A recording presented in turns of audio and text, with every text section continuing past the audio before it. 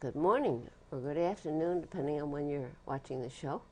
And I hope you have a nice day. And today I have with me Kevin Unrath. He's the director of the Ilsley Library. Of course, we're in the library, so it wasn't very far for you to get here. Just a couple flights of stairs. Because the elevator's not working today, but it will be. Yeah, a couple days, we hope. A couple of days, okay. Now, you were in the newspaper also on some things about the building. We both made the newspaper, Yeah. Betty, so you know we were right next to each other. So Yeah. Congratulations on your service to the state.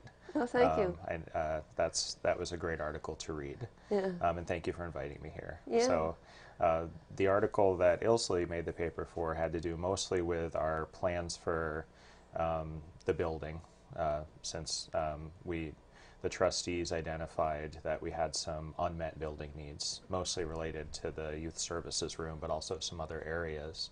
And we've been doing a lot of planning and thinking around how to meet those needs in this building. So you have to move whole rooms, or? Well, we don't really know at this point how to solve some of the needs that we've identified.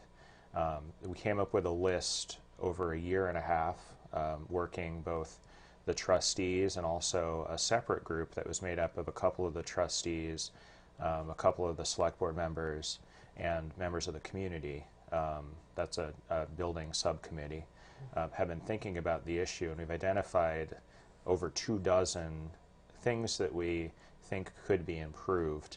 And everything from the elevator that's not working, that's really out of date, to our youth services space that is overcrowded with books and doesn't have enough space for staff, doesn't have a lot of space for some of the programs we'd like to do, and has no space for the teenagers at all, so they tend to hang out in other parts of the building.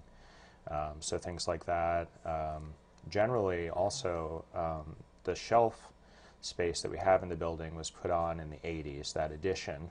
That was a good addition at the time. Has that nice reading room, but the shelves behind it are very utilitarian in nature. They're sort of that warehouse of books, and not the sort of modern way that you would add shelves to a library if you were to do that today. For example, they have shelves that are all the way down at your feet and above my head, and I'm relatively tall. So it's not easy to get at for people who are, of normal height, or maybe for some seniors who don't want to be bending down to look through every book on the shelf. I can go with that one. Yeah.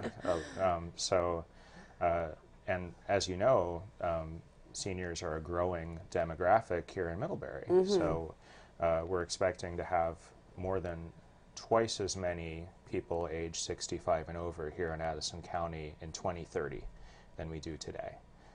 So the rest of the population is going to stay about the same, but that is a category that's just going to keep growing. And so we want to make sure to meet those people's needs in the future, because seniors are our power users to a certain degree. It's the kids downstairs in that space, and then it's those older adults.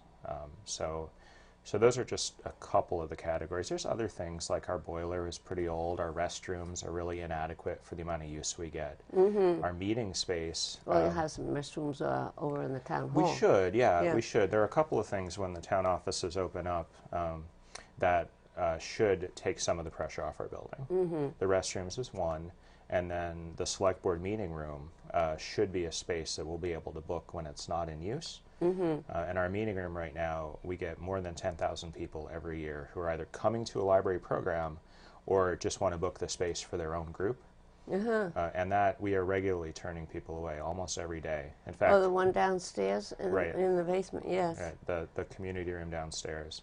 So one of the statistics we keep is how many people we turn away every year from that room, and it was more than 100 groups. So, oh, wow. So there's a tremendous need for just that public meeting space, and so we're hoping that when the town offices open up, it'll help with some of that need. But still, that's another sort of meeting for small groups is one of the uses we've identified.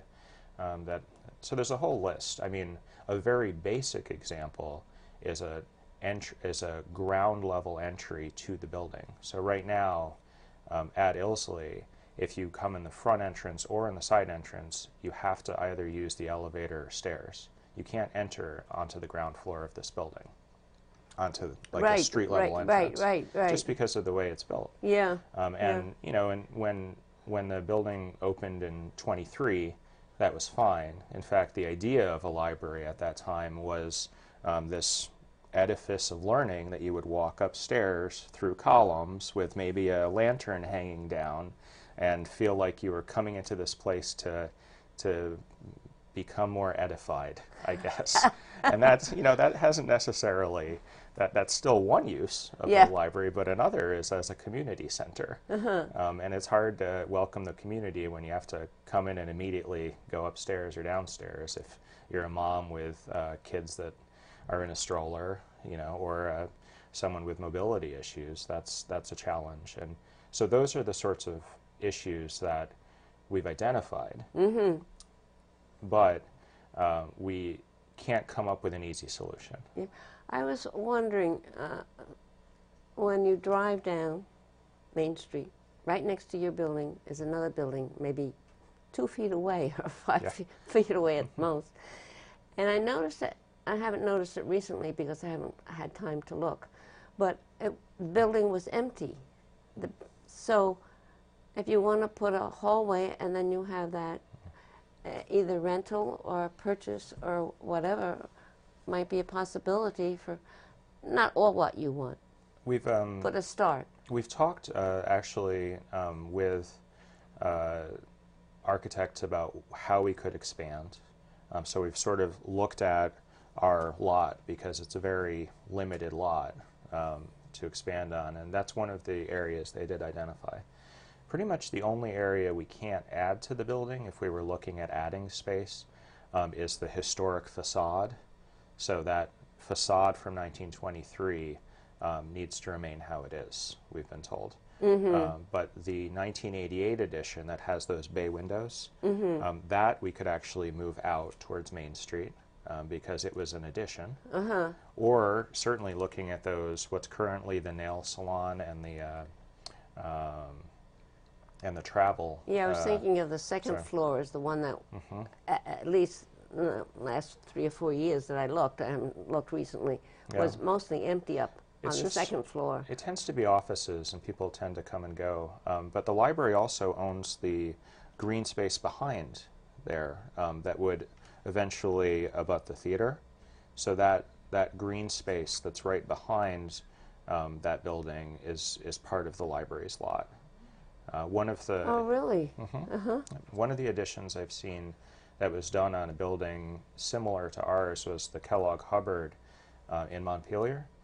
They added on space, I think, in the early to mid 2000s, and they had a very small lot to work with, and they put on sort of an L-shaped addition.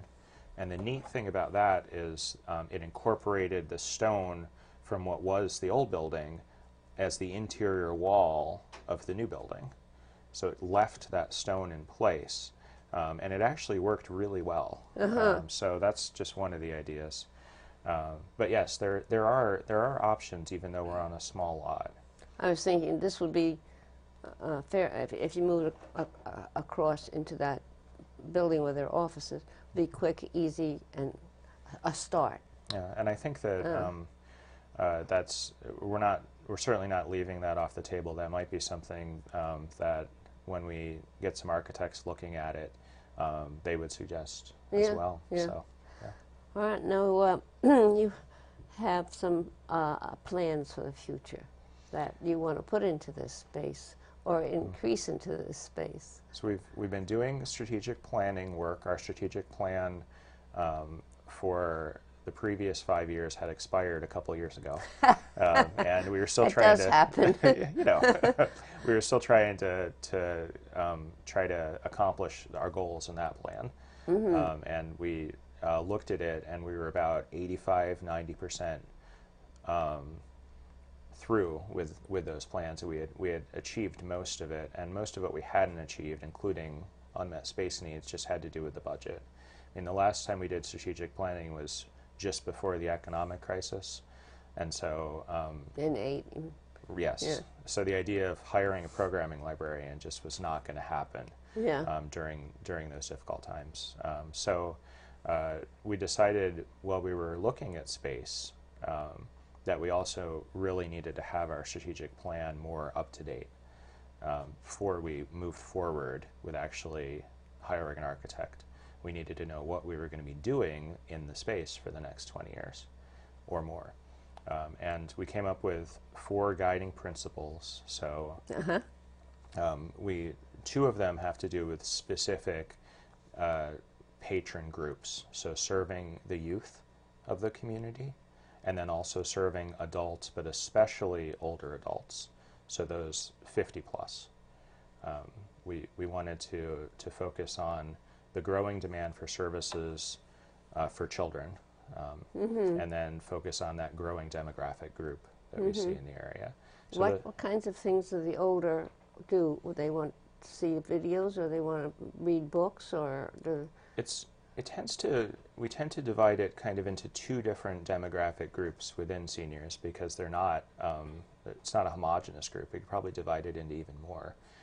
But in the library world, we look at those who are 50 plus, kind of in that second adulthood, from 50 to 80 or so, just depending. And that group still may be working, maybe looking at a second career, and certainly are very active. And some of them want to give back with volunteer opportunities or share their expertise. So both making sure to provide programs and collections that would be of interest to them. Collections, as an example, travel books or learning a second language, things such as that. But also building up our volunteer base with people who are interested in giving back, and having opportunities for them to give back through programs in the library. One example would be we have a retired art teacher who's teaching Photoshop classes now, and they're wildly popular. And we see that. I mean, I took the class because I wanted to learn. That's not just a service for our community, but it also gives that recent retiree, something an opportunity to give back to the community.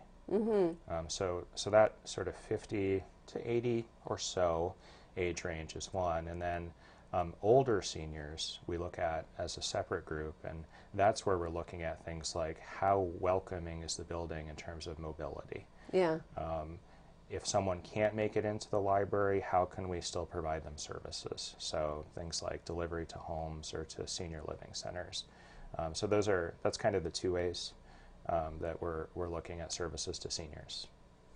So that they would need really a ramp or something to get up to the first floor, because even if you come in between the new town hall and the library, you have to go up 5 steps or 6. Right. And it's right away too. You come in and then they're just immediately there. So it's not like you can build a ramp. No. It's a challenge that we haven't really been able to figure out how to solve. So we're hoping the experts will be able to figure out a way to make that happen. So so what do the older people over 80 want more than others, or different? Part of what we talked about, and we've actually been out to some of the senior living centers to talk and get some feedback, but the trustees thought it would be wise to have a council in place that we could go to and actually ask, what are the services that you feel are most relevant in your lives? So we want to actually bring that to the community and ask them what services they're interested in. But some of the services that libraries traditionally provide are things like homebound delivery. So if someone can't make it into the library, we'll assess their reading need, or their reading interests through a questionnaire, and then provide a small basket of books every month that meet those needs. And sometimes that's done in conjunction with Meals on Wheels. Oh, wow. Yeah. Or book clubs, where instead of having the book club here at the library, we go to a community center or a senior living center, and we bring the books there, and we bring them once for the next month, and so we sort of host it and act as the facilitator, but it's not actually here at the library. And then large print collections, that's something that we see the circulation increasing as we look at the numbers, and we keep statistics for what checks out and what doesn't. So that's another example of a service that's targeted for some of those older seniors. And what do the youth want? The youth and the little ones' parents, that's over the last 25 or 30 years, we've seen our circulation, it's been increasing overall, but the area where it's been increasing the most are those, that category 0 to 5, and then also the sort of tween and teen, so that 10 to 15 or 16 age range. We also call that young adult. So those are the two categories we've seen the largest increase in our circulation. And they're very different, obviously. Oh, yeah. Very different categories. So the 0 to 5, the whole talk about universal pre-K that we hear here in Vermont and nationwide ties into the idea that you need to think about the educational process from when a child is born, really. Even before, you could say, in terms of nutrition. So we have a baby story time right now that's for babies that can hold their heads up and their parent or guardian all the way through 18 months. And that, it seems silly to read to that young a child, but the idea is that they will associate the reading process in books with the love of their parent or their guardian. So for that story time, our youth services librarian reads a giant book, an oversized book, and then all of the parents have a small copy of the same book that they read to their child at the same time. You know, I read somewhere how young babies and young babies, that 2 days old and so forth, up to 5, they really do learn, even though they can't speak, and even they can't, they learn about animals and about, the stories or all kinds of things. They say they do. They really do. Parents are teaching sign language to kids because they can communicate with the sign language before they can actually speak. So I don't doubt it. Yeah. No, I've known a couple of people who do that, who did that. And I think that's... Even if you only do a few things, like rub your stomach, which means I'm hungry. I'm hungry.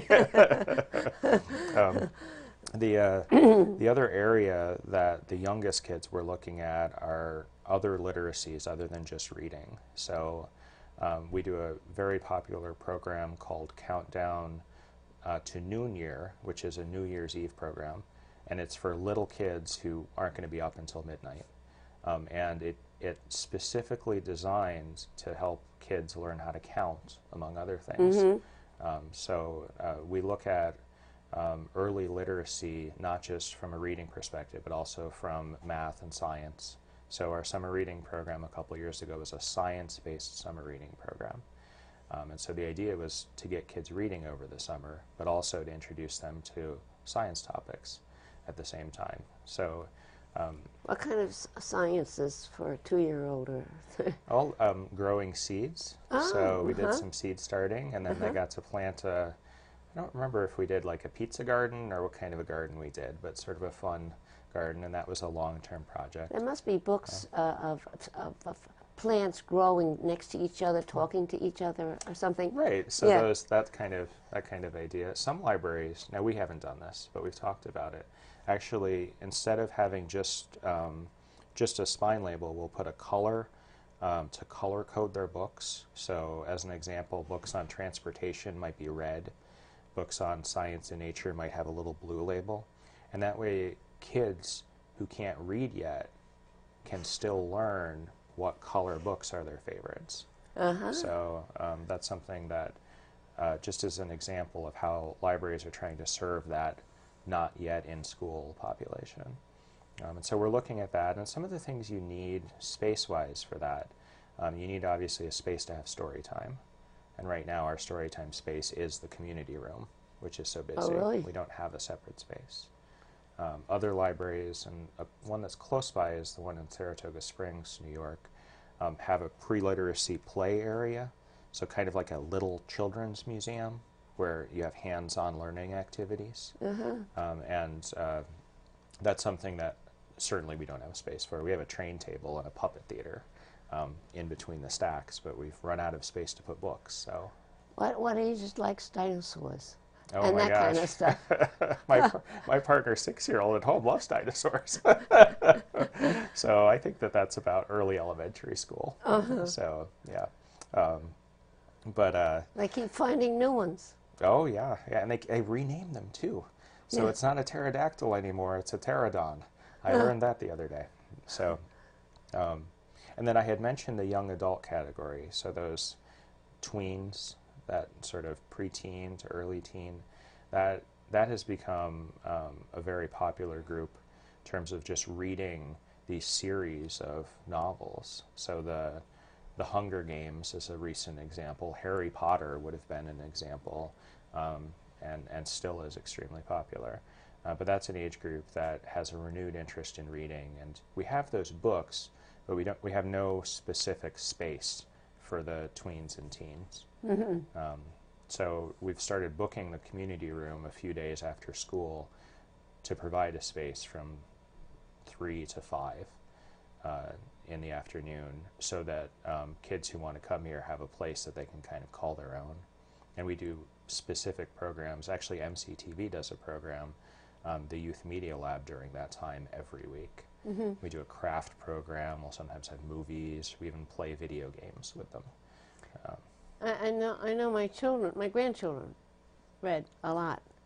And all the stories were, get rid of the libraries, we're never going to use books again. One college did.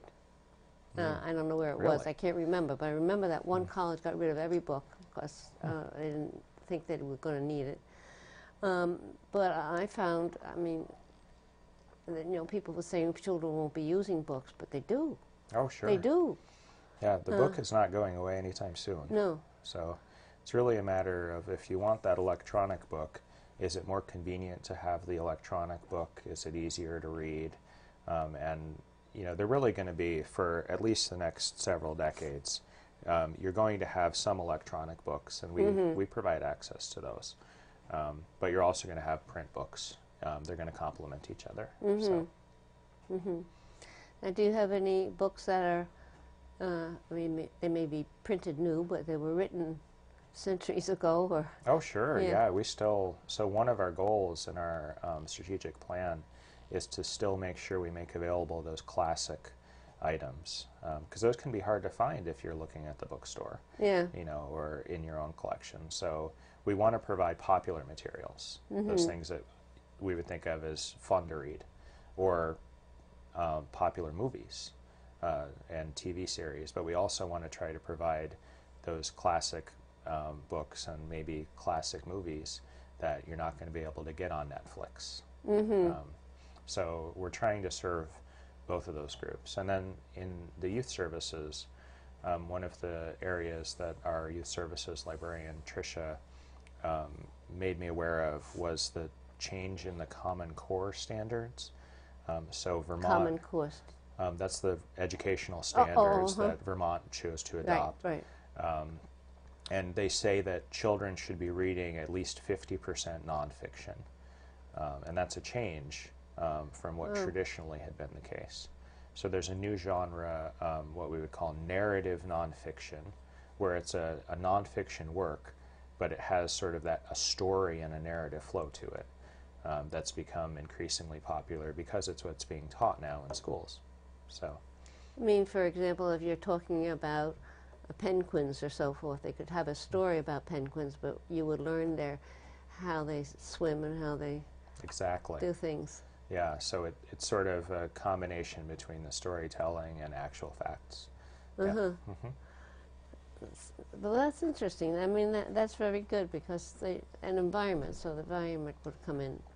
Right, and you can kind of bring in different categories. Okay.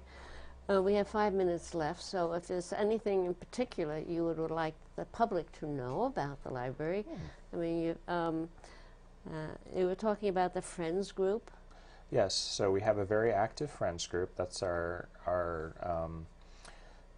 biggest volunteer organization that we have, and they provide funding for all of our programs. So you can become a friend for as little as $5, and last year they raised more than $25,000 for us. Wow. And that all of that money goes to adult programs like First Wednesdays that we have here through the Humanities Council, the summer reading program, youth performers, and then they support a couple local organizations like the Addison County Readers. They provide funds for annually. That's the group that provides books for any child born in Addison County or who has moved to Addison County from the ages 0 to 5 through the mail. It goes through the mail, or? Through the mail, so they get mailed a book for free every month. And I've been told that if you're at the post office at the beginning of the next month and you see these kids picking up the book, it's just the best thing in the world, because they open that, they go and they get their package and they're just so excited to get a book that's their very own. So we help fund that. Addison County Readers does a great job of fundraising on their own. So how do they know that there's a new baby? Hospital? Of course, they don't all go over get in the Porter Hospital. That's true. They do a lot of advertising around town, so we put up flyers everywhere we can, but they also are, they've talked with the hospital, and so they are given an application if they actually are at Porter during the process of the birth, so they get an application and can fill it out right there. And they have more than 1,000 kids who get a book every month. It's a big operation. So, oh, yeah. So we do that. I bet they miss it when they drop off. Well, there's a thank you letter that Addison County Reader sends out, and it suggests maybe now's a good time, if you haven't done it, to get your library card. So we try to pick up after they've left off. So I think that one other thing I'd like to relay in the last couple of minutes we have is the idea that the library is trying to be a welcoming place for everyone. That's something we've talked about a lot.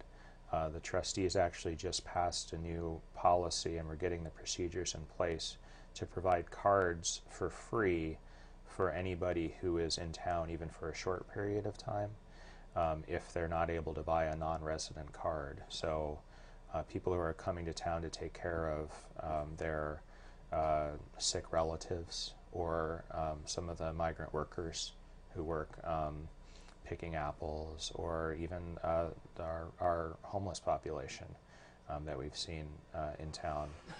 Anyone can get a card here for free. The idea is that we want to be welcoming to all. And I think that that's something libraries have traditionally done, but it's something that we have included in our strategic plan and is a goal of ours. So that's important. There's something here for you, and we want to hear from people what they feel they should have at their library. So yeah, that's important to get that information from what people. So you buy this book and nobody reads it. Well, thank you for coming, and I really enjoyed listening to everything, and I hope you did too. So, thank you. Bye-bye. Thank you. Thank you.